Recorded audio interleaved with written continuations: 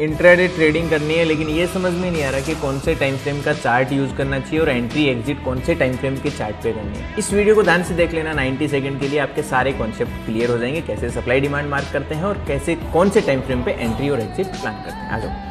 यहाँ पर देखो, ये निफ्टी का आज का ही चार्ट है। यहाँ पर सप्लाई डिमांड मार्क करने के लिए सबसे पहले आप 15 मिनट का चार्ट है वो ओपन मैंने कर रखा है। कैसे सप्लाई डिमांड मार्क करेंगे वो ध्यान से देखेंगे। अब यहाँ पर चार्ट में आप देखेंगे कि मार्केट में सप्लाई जोन और डिमांड जोन कहाँ पर है 15 मिनट के चार्ट में। आप यहाँ पर आप देखेंगे मार्केट में यहाँ से सप्लाई आई थी, फिर सेम इसी लेवल से दोबारा मार्केट गया तो फिर सप्लाई आ गई, फिर आज के दिन में यहीं ओपन हुआ तो सीधा यहीं से सप्लाई आई। तो मार्केट में ये आपके लिए सप्लाई जोन हो गया। डिमांड कहाँ पे है तो डिमांड आप देखेंगे मार्केट है यहाँ पर बहुत अच्छा डिमांड क्रिएट कर रहा था, जिसके नीचे गया था बाद में, तो ये आपके लिए डिमांड जोन हो गया। और कल भी मार्केट इसी के पास में आया था, तो ये जब मार्केट इसके नीचे ट्रेड कर रहा था तो ये सप्लाई की तरह काम किया, तो ये आपके लिए एक हो गया डिमांड जोन। अब आप इन्हें मार्क कर देंगे। मार्क कैसे करेंगे, यहाँ पर जाएंगे, रेक्टेंगल पे जाएंगे, आपने यहाँ पर एक क्रिएट कर दिया, ये आपके पास में डिमांड जोन हो गया। अब आपको एक सप्लाई जोन मार्क करना है, तो यहाँ पर आपके पास में एक सप्लाई जोन हो गया, ये वाला, इसे आप रेड कर देंगे। अब इसका मतलब ये नहीं है कि जैसे ही मार्केट डिमांड जोन पे आएगा सीधा ट्रेड ले लेंगे या सप्लाई जोन पे जाएगा तो सीधा ट्रेड ले लेंगे, नहीं। एंट्री एग्जिट के लिए इसी चार्ट को अपन 3 मिनट के चार्ट में कन्वर्ट कर लेंगे। जैसे ही अपन 3 मिनट के चार्ट में कन्वर्ट करेंगे तो अपन यहाँ पे जैसे ही मार्केट डिमांड जोन पे आ रहा है लेकिन ऊपर जा रहा है, डिमांड जोन के आ रहा है ऊपर जा रहा है, लेकिन कभी भी मार्केट जब भी ऊपर आ रहा है आप देखेंगे यहाँ पर कोई भी पुराना जो स्विंग है वो ब्रेक नहीं हो रहा है। तो अपन यहाँ पे पुराने स्विंग्स को मिला के एक ट्रेंड लाइन अपन ने मार्क कर दिया। जैसे ही अपन ने पुराने स्विंग्स को मिला के ट्रेंड लाइन ड्रॉ किया और जैसे ही मार्केट ने ट्रेंड लाइन को ऊपर ब्रेक करके रीटेस्ट किया,